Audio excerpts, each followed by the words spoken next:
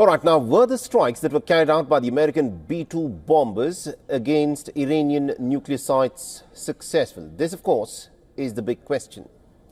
While President Trump believes it to be so, a leaked Pentagon assessment report, however, has revealed otherwise.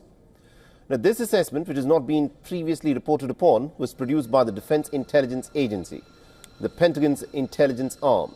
And according to the Defense Intelligence Agency, the recent strikes on Iran's nuclear facilities have not destroyed the country's nuclear program at all and may have only set it back by a few months. Now, this report that was carried by CNN has infuriated the American President Donald Trump, who earlier claimed Iran's nuclear enrichment facilities had been completely and totally obliterated.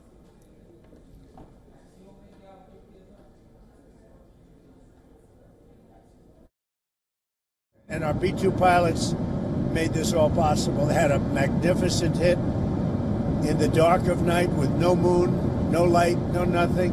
They hit the target perfectly, wiped it out, and the press is very disrespectful. Now, the White House Press Secretary Karoline Leavitt has criticized the reporting of the classified assessment and has denied the report's accuracy. She said that it was done by a low-level loser in the intelligence community. It was actually an attempt to demean the American president. Now, the White House has postponed classified briefings for the Congress on the U.S. strikes against the Iranian nuclear facilities, sparking outrage and skepticism amongst the Democrat lawmakers. The briefings, initially scheduled for Tuesday, have now been rescheduled for Thursday for the Senate and Friday for the House. It is completely unacceptable that Congress has not been briefed on this in a timely fashion. We need evidence, we need details, and we need to know them now. There are a number of outstanding questions, including whether this attack achieved the administration's stated goals. Launching an attack without congressional authorization is wrong.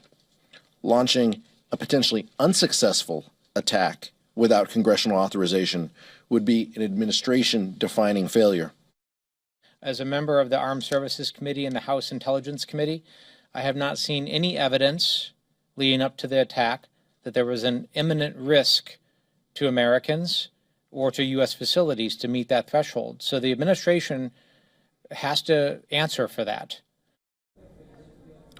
Now, defending Trump's actions to strike Iran without congressional approval, Speaker Mike Johnson slammed the Democrats for questioning the president's authority.